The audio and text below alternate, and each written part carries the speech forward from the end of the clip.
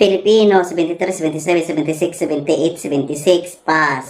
Check. English, 76, 76, 75, 77, 76, pass.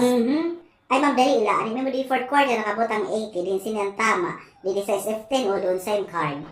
Andi di sa card, ma'am, ang tama. Yadi, ma'am, butang wala na di. Ata, ikaunong ko na ini nga urotrohon. Payda sa 61, ako kabataan. Inay man, damo-damo ngayon yung pupils, ma'am. Nagmumutanak sini pag inatubang sa computer, yun lang nga yung gihapon urotrohon. Hay nako, kaluyan na lamang. Hala, may good news mga ma'am. Ata na no, ma'am, pagkakapirahan na, grasya. Ginrelease na ko ng ato clothing allowance. Aw ano, gin-announce ito sa naman kong kahapon. Hao na ngayon. Ata ka ba sa ipapaparlor ko man yan kay magagraduation, ak manliliunan ko lor anak ako buhok.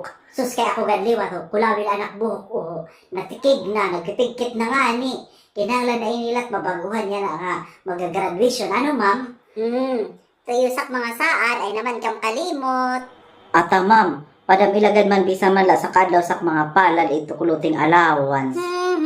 Kumita nito sa takilya nga yung mga teknik, mga ma'am. Sus, sana man nga, ma'am. Pagbigyan na galaman ngun kami. Kay kulawi ka nga, naluluyan na lang nga, kami sini nga mga papel nga hirin moon.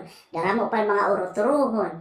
Basi man kami mga magkusog-kusog. Kay hala, 50% ko na ako kukuhaon sa iyo at 50% kinabuwasan na la, ha? Ay salamat ma'am. Salamat ha.